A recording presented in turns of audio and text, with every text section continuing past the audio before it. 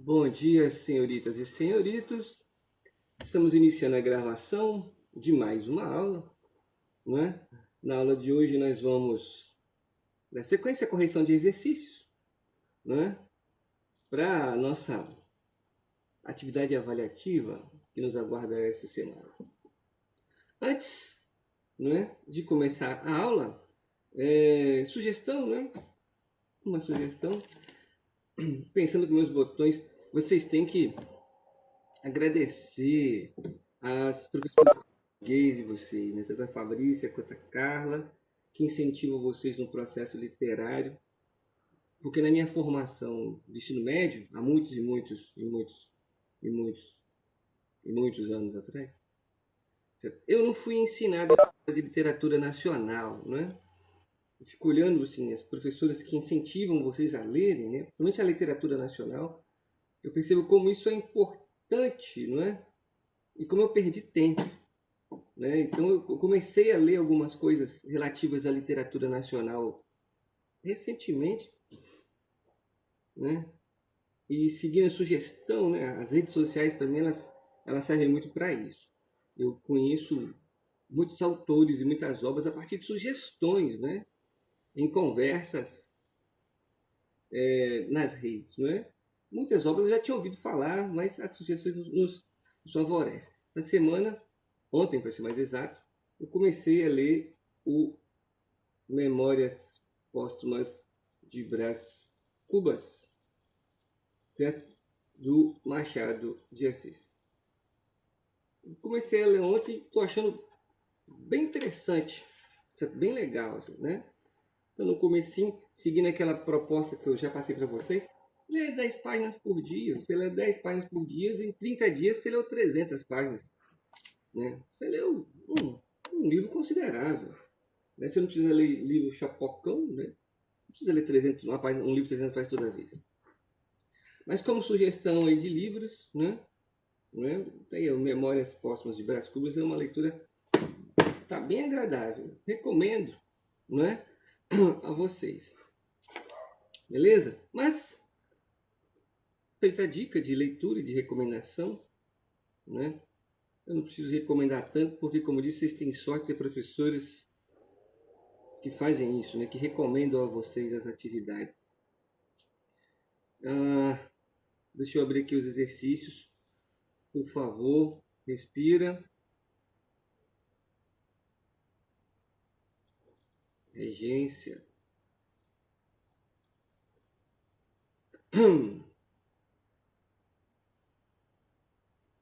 Cadê o exercício? Aparece.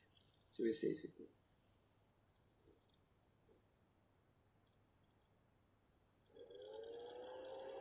Aí, regência.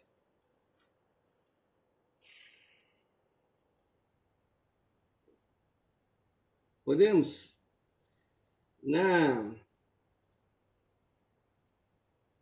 Na última aula a gente fez a questão 2, não foi?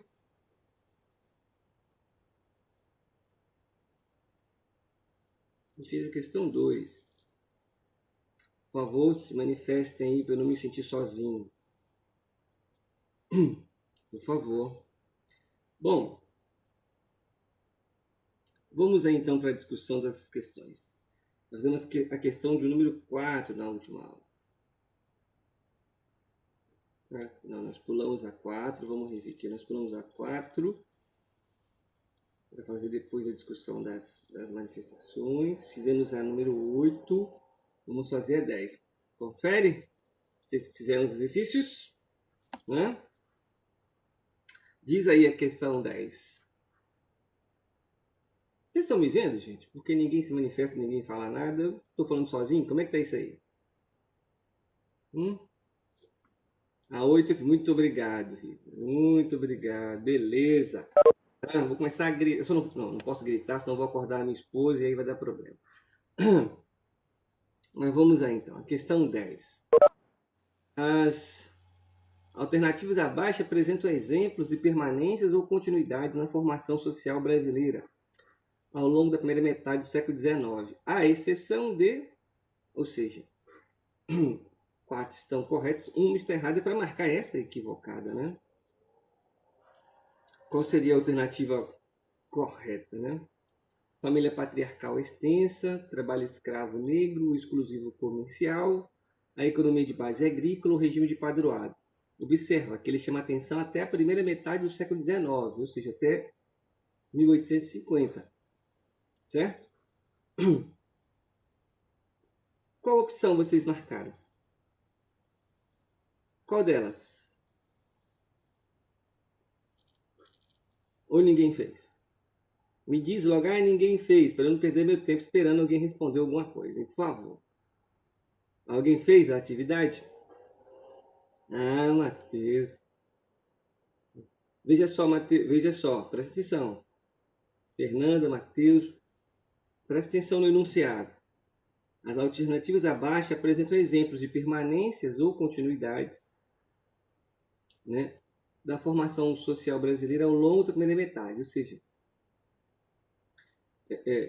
até 1850 você conseguia perceber, enxergar essas características apresentadas para ele. Ou seja, até 1850 você percebia no Brasil uma família patriarcal extensa, ou seja, uma família grande, onde o pai determinava as coisas? Sim. Sim. Não. Permaneceu, isso continuou. Certo? Se você procurar, você percebe isso até hoje em algumas regiões do Brasil, concorda? Né? As famílias já não são tão extensas, mas o patriarcado ainda está presente. Beleza. Pensa na alternativa que você sugeriu. Isso acabou em 1850 com base na sua resposta? Não, né? O trabalho escravo ele permanece. Não é isso aí, não. Ele permanece em 1850. Quando é que você vai acabar com o trabalho escravo no Brasil? Oficialmente em 1889. Certo? Ou seja, a letra B está correta. Certo? Está vendo o enunciado como ele derruba a gente? Qual seria a opção? O regime de padroado é a interferência do Estado nas coisas da igreja. O rei podia, ele indicava bispos, certo? Ele indicava bispos. Isso também existe em 1850. O que seria exclusivo comercial? Você tem uma ideia de que seja? Exclusivo comercial dá a ideia de quê? O termo dá a ideia de quê? Quando você lê esse termo, o exclusivo comercial dá a ideia de quê? Exatamente, é de pacto colonial. O exclusivo comercial está para monopólio comercial. Quem é que tem o direito de explorar o Brasil? Né? De comercializar as coisas que existem no Brasil? Portugal. Certo? O exclusivo colonial está ligado à ideia de pacto colonial, ao monopólio português em relação ao Brasil. Certo? Em 1850, isso não existe mais. Por que não? Porque em 1822 você proclamou a independência. Concorda ou não? Tá claro? Certo? Em 1822 você proclamou a independência, então o exclusivo comercial deixou de haver. Certo? Não há mais. Então a resposta correta é a letra C. Até 1850 você percebe a família patriarcal extensa, você percebe o trabalho escravo negro, a base da economia ainda é agrícola, você vê o regime de padroado, mas o exclusivo comercial não há mais, porque em 1822 você proclama a independência. Certo? Tranquilo? Podemos passar para outra? Beleza? Ok? Então, atenta, mas é isso que eu ia falar agora. Atenta para os termos, né? Atenta para os termos. Não faz o exercício e pronto, né? Atenta para o enunciado, para as palavras que são apresentadas para vocês, enriqueça o vocabulário. Atenta para os termos, porque os termos vão aparecer diferentes. Eu lembro que quando eu fiz vestibular, das vezes que eu fiz vestibular, o termo que caiu na prova foi vestibular um texto que eu estava lendo, né? eu não lembro se foi vestibular ou um texto, onde ele falava de Egito e citava o termo corvé real. Eu falei, caramba, mas corvé é feudalismo, né? E o cara fazia uma analogia do termo corvé, que era o trabalho nas terras do Senhor, e fazia um comparativo com o trabalho nas terras do Estado egípcio, né? Em prol do faraó. Assim, para fazer esse link eu perdi um tempo, né? De um período específico que eu tinha estudado para um outro período. Então, atenta muito para a questão das palavras e dos termos, né? Anota, faz anotações, beleza? A 11. O resultado da discussão política e aprovação da antecipação da maioridade de Dom Pedro II representou o pleno congraçamento de todas as forças políticas da época, a vitória parlamentar do bloco partidário liberal, a trama bem-sucedida do grupo conservador que fundara a sociedade promotora da maioridade, a anulação da ordem escravista que prevalecia sobre os interesses particulares, a debandada do grupo político liberal por um proprietário rural republicano. Letra B. Todo mundo concorda que é a letra B? Sim, muito bem. A resposta é a letra B. Agora, nós acabamos de falar sobre termos, né, e palavras escritas, né, nas questões. Os termos apresentados nessas alternativas, ficou claro para vocês? Quando eu falei pleno congraçamento de todas as forças políticas da época, sugira um dicionário. Já que você está fazendo exercício em casa, você tem essa condição de ter um dicionáriozinho, né? E buscar o significado das palavras, entender o que o enunciado está sugerindo, certo? Então, sim, o resultado da discussão política ele vai significar a vitória debandada de um grupo político líder. Mas, Jéssica, é isso aí. Por proprietário rural republicano, certo? Até porque isso aí vai vir a posteriori. Você não está falando de república agora nesse momento de regência, certo? A gente não vai discutir, não está discutindo república nesse momento. A república ela cresce mais à frente. Essa ideia de república, né? Beleza? Mas a letra é B, muito bem. Certo? A outra questão assinalada, bom dia, Lino, foi a questão 13, a 13ª. Que é uma questão discursiva. Diz assim: dois partidos lutam hoje em nossa pátria, o restaurador e o moderado. O primeiro foi leal ao monarca, que abdicou e defende os inquestionáveis direitos do senhor Pedro II. O segundo é partidário do sistema republicano e quer reduzir o Brasil a inúmeras repúblicas fracas e pequenas, e assim seus membros poderiam tornar-se seus futuros ditadores. Adaptado do jornal O Caramuru, de 12 de abril de 1862, citado por Arnaldo Contia, e Imprensa e Ideologia de São Paulo, de 1979. A partir do texto, responda: em que período da história política do Brasil o texto foi escrito?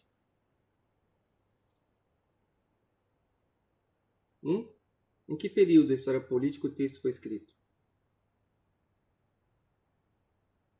Não, ele quer o nome. Pós-independência, ele quer o nome. É primeiro reinado, segundo reinado, regência. Regência, isso aí. Período regencial. Certo? Daqui a resposta, ó. Certo? Regência. Beleza? Regencial. Tá certo, Risa? Período regencial. Qual o regime político defendido pelos partidos citados no texto?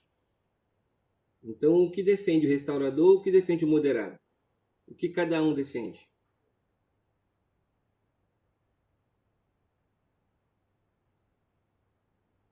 Que tipo de regime defende o restaurador? Que tipo de regime defende o moderado? Quem defende a monarquia? Os dois?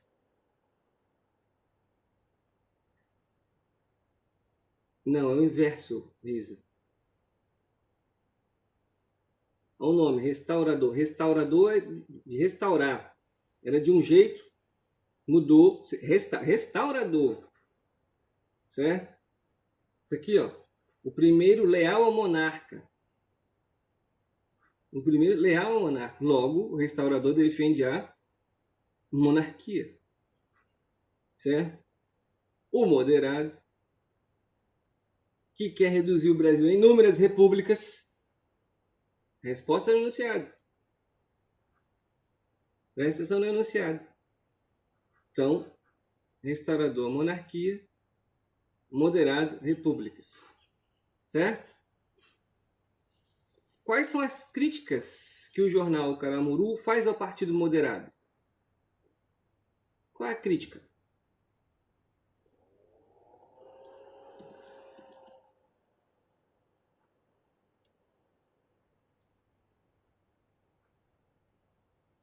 Qual a crítica que o jornal faz ao Partido Moderado?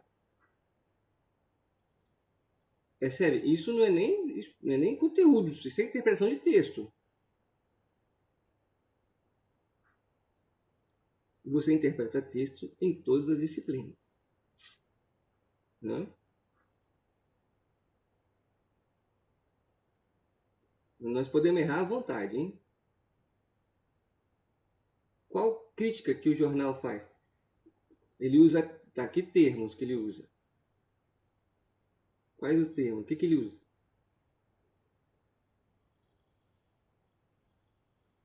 Qual o problema do sistema republicano, segundo o jornal Caramuru? Sim. E qual é essa opinião? Qual é essa opinião? Exato. A crítica que ele faz, é que os moderados querem transformar o Brasil em inúmeras repúblicas fracas, que podem gerar possíveis ditaduras. Está escrito aqui, ó. Lê o enunciado, gente. O segundo é apartado do sistema republicano, que quer reduzir o Brasil a inúmeras repúblicas fracas e pequenas. Está aqui, ó. Certo? Qual a crítica que ele faz ao partido moderado, ou seja, o segundo. O segundo é partidário do sistema republicano e quer reduzir o Brasil em inúmeras repúblicas fracas e pequenas.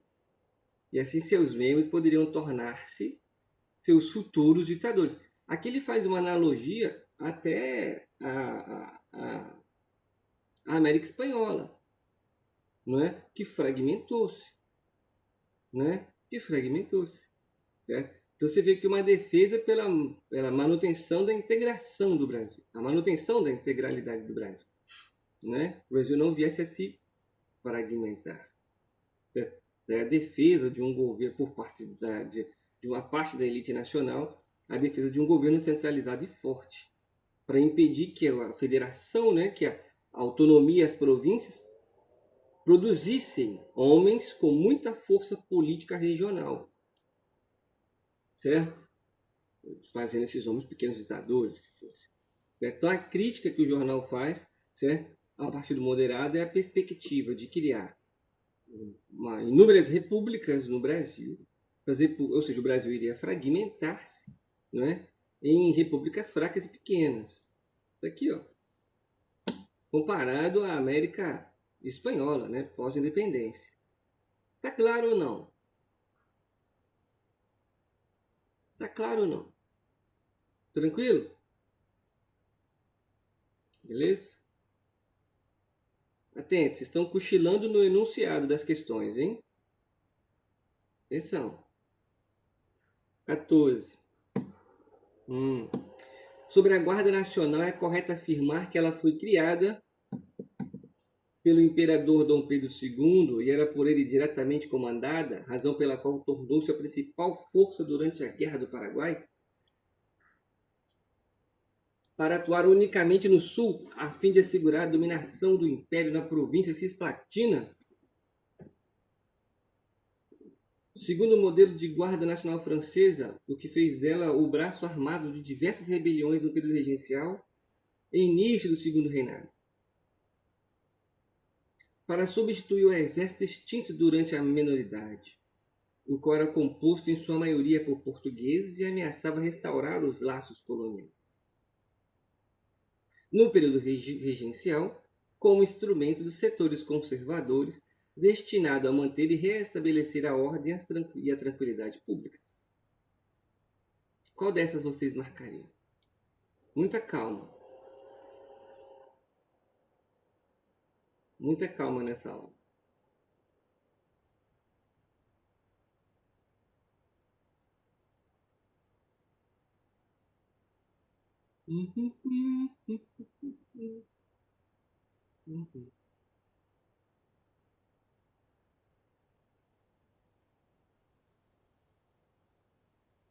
A Doriuma. Doridois. Olha, eliminando, acho que... Bom, nós não discutimos Dom Pedro ainda, né? No slide diz que a Guarda Nacional foi criada onde? Durante o período regencial. Está lá no slide.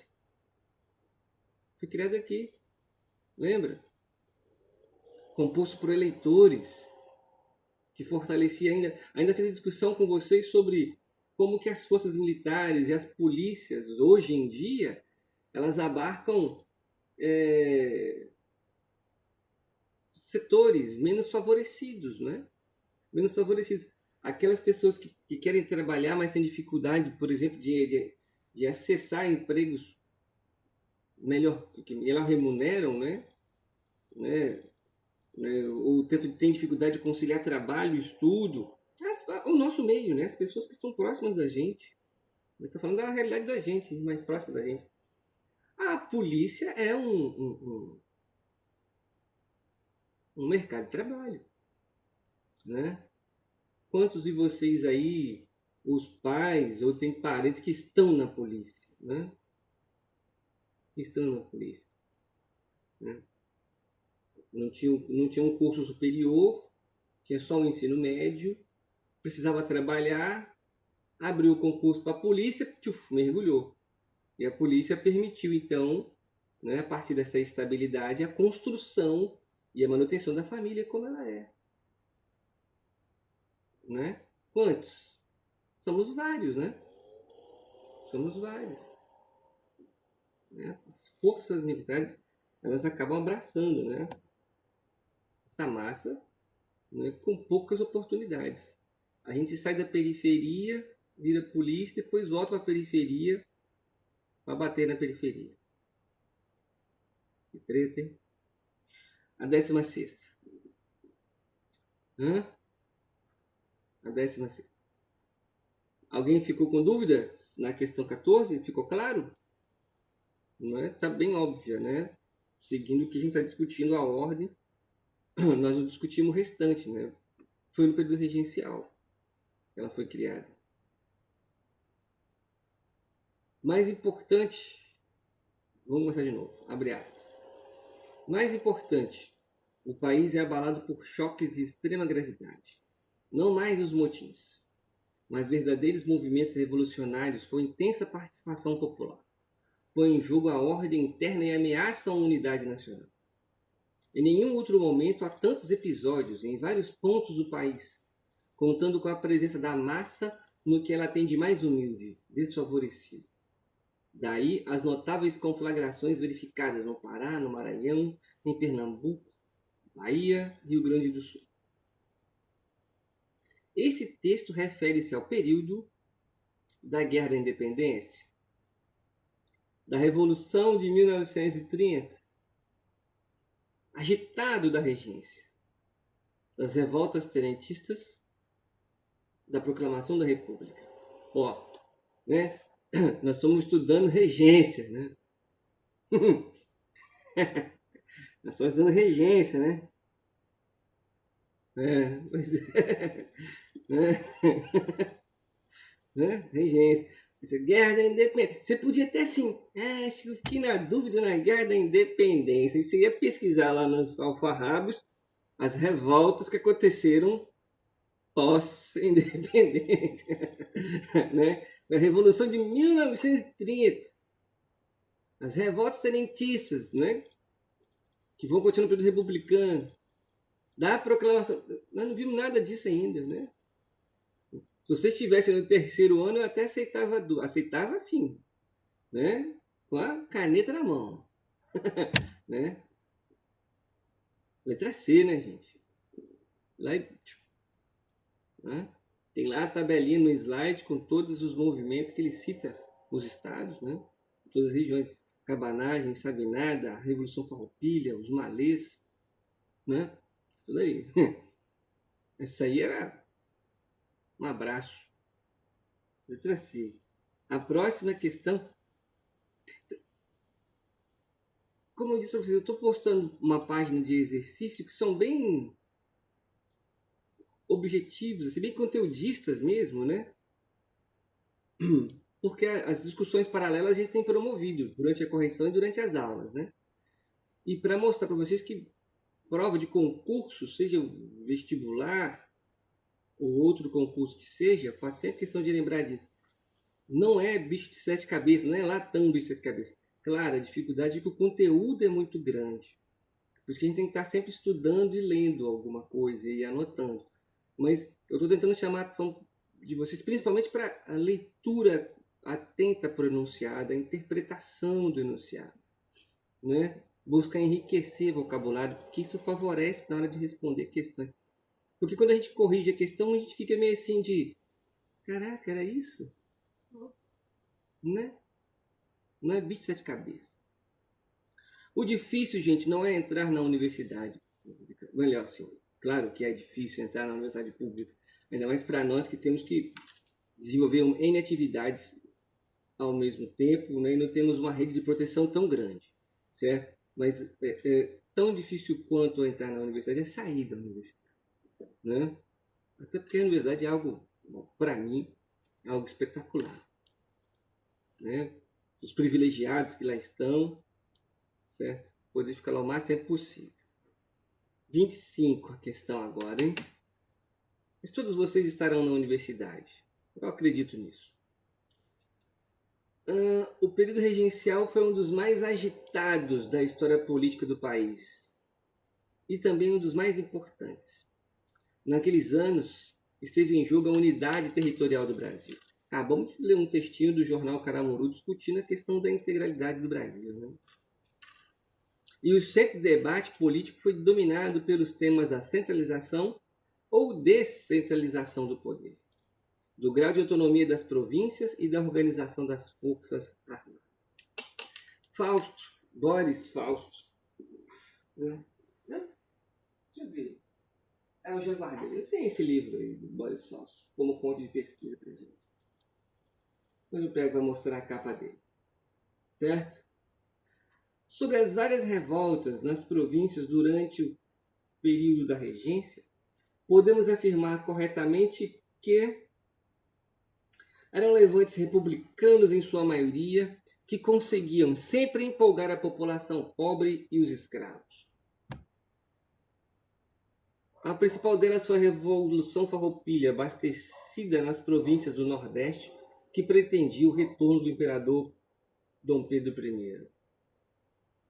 Podem ser vistas como respostas à política centralizadora do Império, que restringia a autonomia financeira e administrativa das províncias. Em sua maioria, eram revoltas lideradas pelos grandes proprietários de terra e exigiam uma posição mais forte e centralizadora do governo imperial.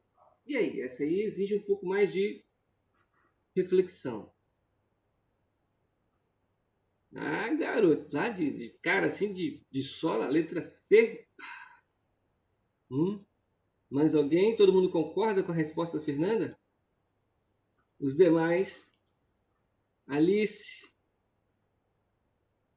Concorda? Alice, Elisa, Bernardo? Ah, primeiro pelas palavras-chave. E aí? Sim, você está correta, a letra C. Muito bem. Está correta, a letra C. Podem ser vistas como respostas à política centralizadora do Império, que restringia a autonomia financeira e administrativa das províncias. Ah, mas não tinha imperador. A gente está falando de período regencial. Sim, de período regencial. Lembra? A gente começa com uma regência provisória, depois é uma regência trina, depois vem o padre Diogo Feijó e, por último, o Araújo, não é? Que tinha uma postura mais centralizadora.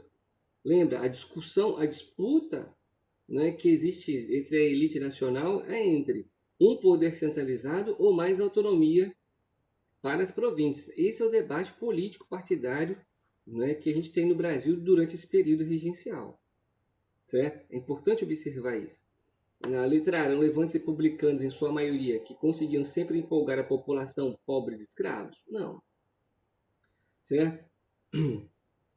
A principal delas foi a Revolução Farroupilha, acontecida nas províncias do Nordeste. Farroupilha foi na região do Rio Grande do Sul. Né?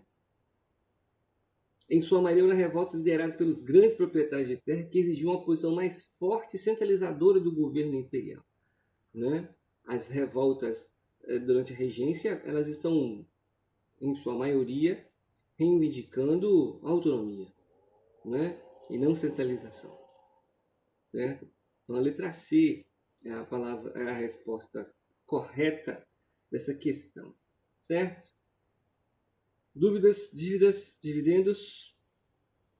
Podemos ir? Questão 27.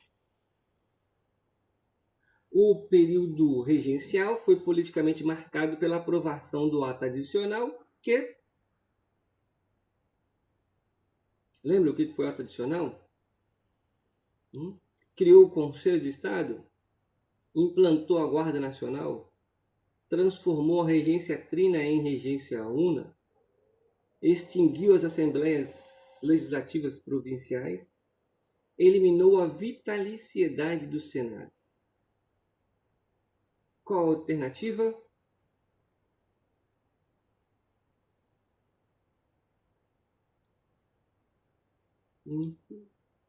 Alguém? Letra C. Todo mundo concorda ou há quem discorde? Alice, Fernanda, Risa. C. Exato. Alternativa C, muito bem. Alternativa C. Certo? Muito bem. A Guarda Nacional vai ser criada durante o período regencial, mas não pelo ato adicional. Né? Muito bom. Certo? Beleza. Questão simples. Mais uma questãozinha simples. A 29ª.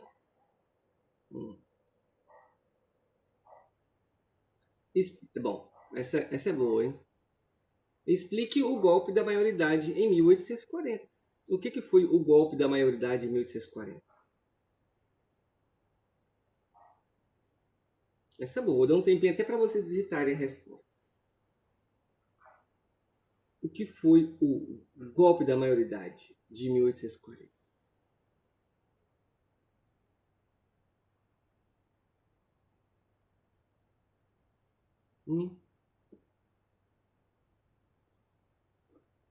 Tenta, desenvolve.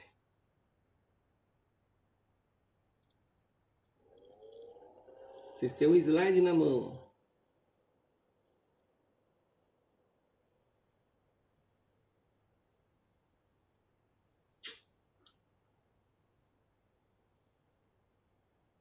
Alguém vai tentar ou não? Se manifesta.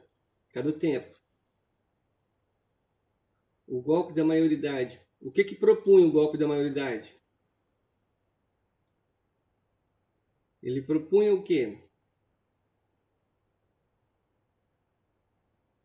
Ai, meu exercício. A antecipação da maioridade de Dom Pedro II. Para que ele pudesse assumir o trono. Né? Ele tinha, de acordo com a Constituição, para assumir o trono ele tinha que ter 18, mas ele só tinha 15. Certo? Certo? Ele, de acordo com a lei, ele tinha que ter 18. Aí você antecipa a maioridade de Dom Pedro II, certo? Quando ele tem 15 anos, para que ele pudesse assumir o trono. Tá, primeira parte está aí. Mas quem que vai planejar esse golpe da maioridade? Quem que vai propor? Quem que propõe? Qual grupo político? São os liberais que propõem o golpe. Isso aí. Então, o Partido Liberal propõe o golpe da maioridade, que consistia em antecipar a maioridade de Dom Pedro II, né? Só poderia assumir o trono com 18, mas ele tinha 15. Tá, então a gente já sabe o que foi o golpe, quem propôs. Faltou explicar por quê. Por quê a antecipação da maioridade de Dom Pedro II para que ele assumisse o trono? Por quê? Certo? A Yasmin colocou que para que o poder ficasse concentrado em sua mão. Sim, mas qual a importância? Para que ele tinha que concentrar os poderes nas mãos naquele momento? O que acontecia, certo? Que vai fazer com que os liberais proponham esse golpe, certo? Isso aí. Para pôr fim às revoltas internas. Isso aí. Isso aí. Beleza. Muito bom. Isso aí. Então, temendo, né, o acirramento, né, das manifestações, dos movimentos, das revoltas que aconteciam no Brasil, né, e com a participação popular, né, em muitos desses movimentos, as reivindicações populares que surgiam durante esses levantes, certo? Que ameaçavam os privilégios dessa elite, certo? Vai fazer com que elas busquem, né, se aliar, certo? Para garantir esses privilégios, restabelecer a estabilidade. Lembra, no slide, é preciso parar o carro das revoluções. É preciso parar o carro das revoluções. Certo? Porque ela ameaçava, elas começam a ameaçar, ou pelo menos amedrontar essa elite no que diz respeito aos seus interesses. Certo? Muito bem. Né? Muito bem. Ele tinha medo. Atenta, não é que ele tinha medo, Alice, é a elite. A elite pega o garoto e bota no poder, tá? A elite agrária que tinha medo das revoltas, beleza?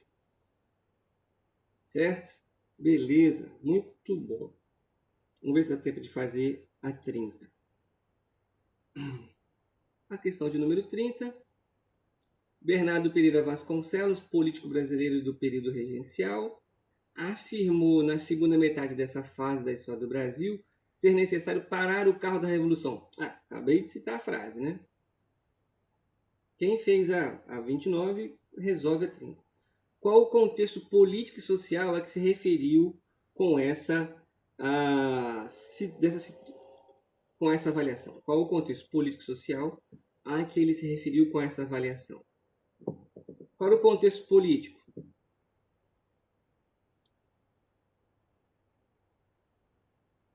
Ou seja, qual o contexto político? Era primeiro reinado, era regência, segundo reinado? Não. O contexto político é a organização política. A organização política. A gente vive o período regencial. Contexto político, forma de governo. Certo? Isso aí. Certo? Era regencial, isso aí. Certo? O contexto político e social era o período regencial. Certo? Como foi encaminhada a superação dessa situação? Né? Como que você superou, certo? Essa situação de revoltas? Como é que você para esse carro da revolução? Certo? Sim, mas vamos complementar. Colocando Dom Pedro II. Colocando Dom Pedro II é ótimo. Colocando Dom Pedro II no poder. Muito bem. Mas uma vez que ele foi colocado no poder, como que a gente pôs fim? Né? Como que a gente pôs fim às revoluções? Dom Pedro virou imperador. Opa, acabou a revolução. Foi assim? Né? Foi assim? Não, né? Exato. Violenta. Eu sou violento. É por isso que eu não gosto de. O problema de filmar as aulas é isso, você vira meme na rede, né? Você vira meme na rede. Né? Muito bem. Você coloca Dom Pedro II no poder e, através do uso da violência, né, da repressão violenta, você sufoca as revoltas. É isso aí. Você sufoca. Certo? A única que não vai ter um desfecho, a que vai ter um desfecho menos violento, né, vai ser a Farroupilha, porque ela é composta, né, pela elite. Beleza? Tranquilo, gente? Bom, pagado todos os micos, deixa eu encerrar aqui, parar.